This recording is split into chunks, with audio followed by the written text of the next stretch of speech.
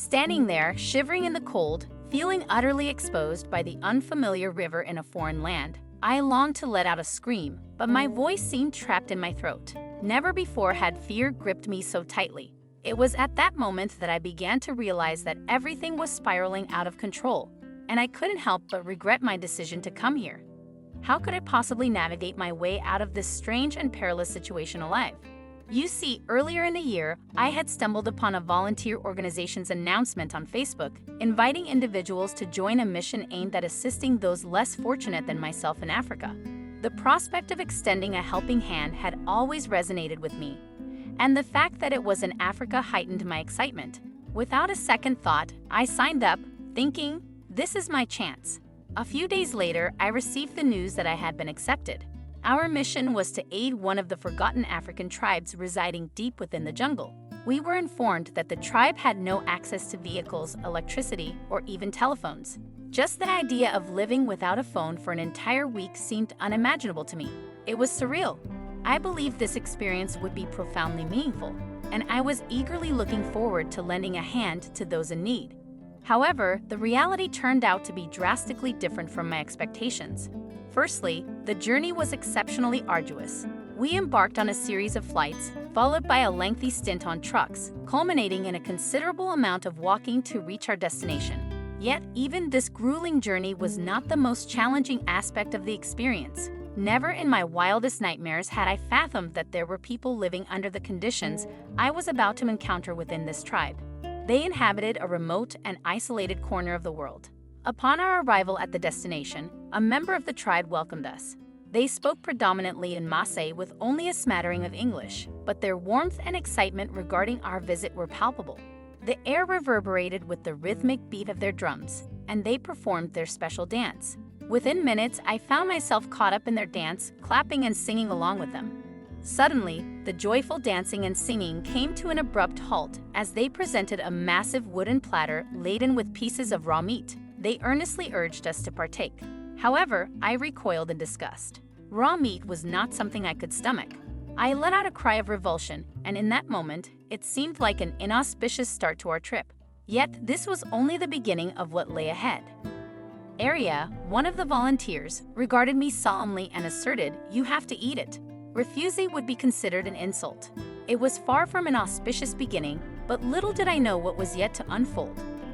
The following day, I had the opportunity to meet the children of the tribe and spent the day with them. But my attention was drawn to one particular child who stood out from the rest, a young boy named Samantha. He seldom engaged with the other children and preferred to remain out of sight. Samantha piqued my curiosity, and I soon learned that he was an orphan. His parents had ventured out for a hunting trip one fateful day and never returned. My heart ached for Samantha. He had endured an undeserved fate, and I felt an undeniable urge to connect with him. Approaching him, I offered a few simple words. "I have come a long way to meet you. I hope I can be your friend." Samantha hesitated for a moment before approaching me, a shy but hopeful smile on his face. "Friend?" he asked. I beamed in response, and he reciprocated with a smile of his own. It seemed like a step in the right direction, and hope began to blossom. However, what transpired next would unexpectedly place my life in jeopardy. With no facilities, we needed to walk to the river for bathing.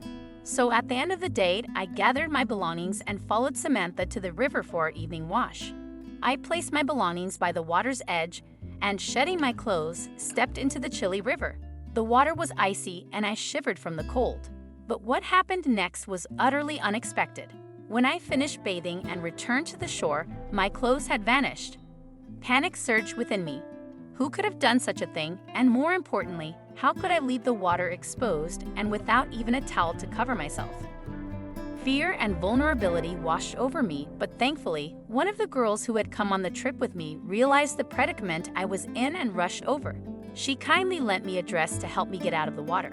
Although I was certain that no one else had been in the water with me, a strange sound emanated from the river as we made our way back to the tribe. I glanced around but found no one in sight. I brushed it off as my imagination, attributing the disappearance of my clothes to some animal's mischief. However, what transpired when I returned to my tent later that night left me utterly bewildered. To my astonishment, my clothes were neatly laid out on the ground in front of my tent. Initially, I considered the possibility that the frigid river water had made me delirious, but what occurred while I slept shattered that notion. In the dead of night, I sensed someone approaching closer and closer until they stood directly above me. I could almost hear their breathing, yet I dared not uncover myself or make a move. I remained hidden, gripped by fear, until the break of dawn, when the sound of their breathing ceased. In the morning, I mustered the courage to confide in a friend about my eerie encounter. She chuckled and said, "They must be ghosts." I didn't take her seriously, but I didn't want to seem peculiar, so I replied, "You might be right. Perhaps they are just ghosts. Maybe the clothing incident was some sort of prank. But what about the person who lingered in my tent all night? Was that a joke too?" I doubted anyone would believe my story, and I chose to keep it to myself. The following day, I emerged from my tent to find Samantha standing there. As soon as he saw me, he rushed over and embraced me. At that moment, I desperately needed the comfort of a hug. My worries and fears weighed heavily on me. Gazing into Samantha's eyes, I whispered, "Thank you for being here with me in this strange place. I feel like crying so much. If it weren't for your beautiful smile, I wouldn't have the strength to carry on with my mission." Though Samantha didn't grasp the words I spoke, he responded by saying that Samantha was a friend of Bella's, which was my name. I laughed and agreed, yes, Samantha is a friend of Bella's. Throughout the day, I struggled to contact my dad, but the remote location provided no signal, and my phone's battery soon drained. Eventually, I emerged from my tent, sat alone, and broke down into hysterical tears. Yet, Samantha silently came and sat beside me, offering a silent source of comfort. Strangely enough, since the day I arrived in this strange place, this child had become my guardian angel. The next day, our task was to distribute food boxes based on a list I had. The final box was designated for a woman who resided a bit further from the tribe. I had been informed that she was considered a witch who spent her time casting spells to protect the tribe from the jungle's malevolent spirits. I was intrigued and eager to meet her, but I never anticipated what I would encounter at her dwelling. Her front yard was littered with animal skulls, an eerie sight to behold. Her tent, too, was constructed from animal skins adorned with peculiar inscriptions that I thought might be the spells others had mentioned. What truly sent shivers down my spine, however, were the bells hanging outside her tent, chiming eerily in the wind. I began to feel uncomfortable and wished to depart as swiftly as possible. My voice trembled as I called out, "Hello, is anyone here?" No response came from behind the tree, and I placed the food box in front of the tent, intending to depart. However, as I turned to leave, I noticed a figure lurking behind one of the trees. Believing it might be the woman I had come to visit, I tentatively spoke, "I brought you some things, but you didn't answer." Once again, there was only silence. Fear began to consume me, and I cautiously inquired, "Who is there?" Yet the shadows concealed the identity of the figure, and no reply was forthcoming. I repeated my question 2 or 3 more times, growing increasingly anxious. It was becoming clear that the person lurking in the shadows may have been the same individual who had been trailing me and playing tricks on me since my arrival. Struggling to maintain my composure, I decided to retreat and retrace my steps. However, with each step I took, I could hear the unmistakable sound of footsteps following me. Eventually, I glanced behind, but there was no one in sight. My anxiety escalated, and I cried out, "This is not funny." But once again, there was no response. I felt like I was trapped in a nightmarish ordeal. In desperation, I sprinted towards the forest, sobbing uncontrollably and blinded by tears. The dry leaves blanketing the forest floor crackled underfoot as I attempted to evade my pursuer. Instead, I found myself hopelessly lost within the forest. It seemed that the streak of misfortune that had shadowed me since my arrival had taken a dangerous turn. As I frantically attempted to escape my unseen pursuer, I lost my footing on the treacherous terrain and plummeted into a deep hole in the ground. The fall was excruciating, and to compound matters, I was showered with layers of dust. I struggled to rise, only to discover that my leg was broken. Panic surged within me. I was stranded in the middle of nowhere, with no one aware of my whereabouts. I was truly lost. Was it malevolent spirits pursuing me? I began to cry out for help, but it quickly dawned on me that I was far from any potential rescuer. The sun began to dip below the horizon, and I remained trapped in the pitiless depths of the hole. As night descended, I grew increasingly convinced that rescue would not come. In a final act of desperation, I called out for help, but even my guardian angel seemed absent, unable to shield me from the malevolent spirits, or so I thought. Deep within, a voice kept assuring me that Samantha would appear at any moment. I had been ensnared within that desolate pit for hours when I discerned a faint sound in the distance. Yes, as incredible as it may sound, they had come to my rescue. But how had they known my location? One of the tribe's strongest individuals descended into the pit and securely bound me with numerous ropes to facilitate my ascent. Upon my return to the tribe's dwelling, I scanned the faces surrounding me, yet Samantha was conspicuously absent. I searched for him in vain. Arya approached me and inquired about the events that had transpired.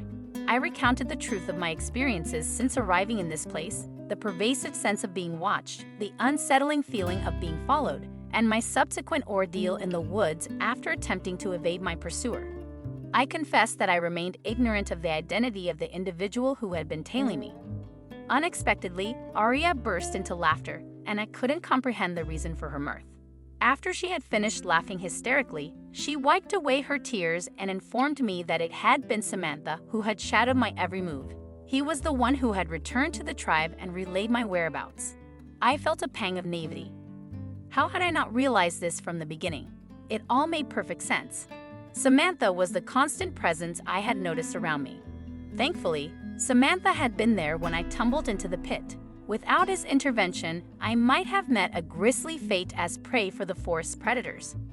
I couldn't fathom why Samantha had acted the way he did.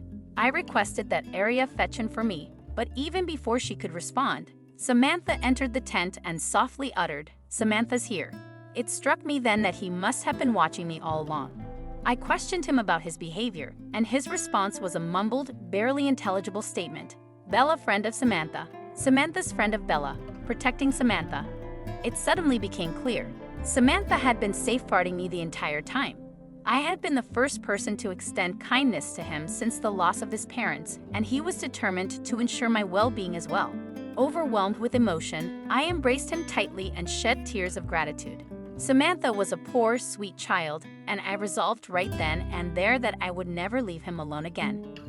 As months passed, my leg gradually healed. During this time, Arya returned, and with her assistance, I managed to locate a loving family willing to adopt Samantha. I connected this family with the volunteer organization, and after completing all the necessary procedures, Samantha now resides here in America with his newfound family.